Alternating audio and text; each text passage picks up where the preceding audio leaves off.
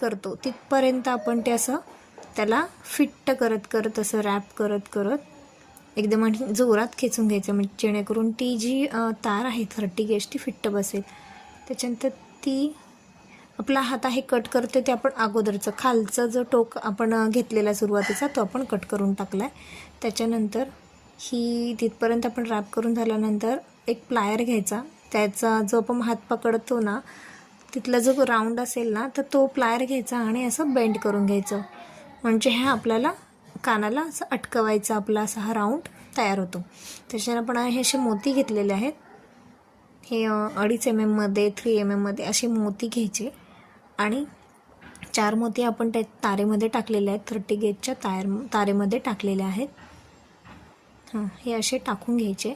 त्याच्यानंतर एक लटकन घ्यायचा आणि तो डायरेक्ट 18 गेजच्या तारेमध्ये टाकायचा.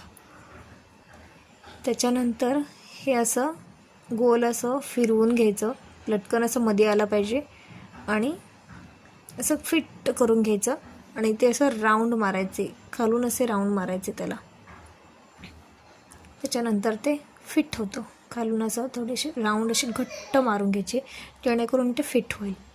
आणि 2 मण्यांवरून आपण असं हे करणार, फिट्ट खेचून घेणार. पुन्हा आपल्या त्या 18 गेजच्या अशा खालून तारे काढून काढणार. पुन्हा असं क्रॉस 2 मण्यांवरनं घ्यायचं, पुन्हा असं फिट्ट खेचून घ्यायचं आणि पुन्हा 2-3 किंवा 4 फेस असे खालून फिट्ट घ्यायचे मारून पूर्ण त्या ह्याला मण्यांना. आणि नंतर मग पुन्हा आपण 18 गेजच्या त्या तारेमधून ते असं राऊंडमध्ये असं फिक्स करायचं आणि जोरात खेचून घ्यायचं. एवढं झाल्यानंतर आपण ती कट करून घ्यायची. त्याच्यानंतर जे खालचं असं टोक आहे, हे जे टोक आहे हे जरा बेंड झालं आहे, ते थोडी सरळ करूया आपण.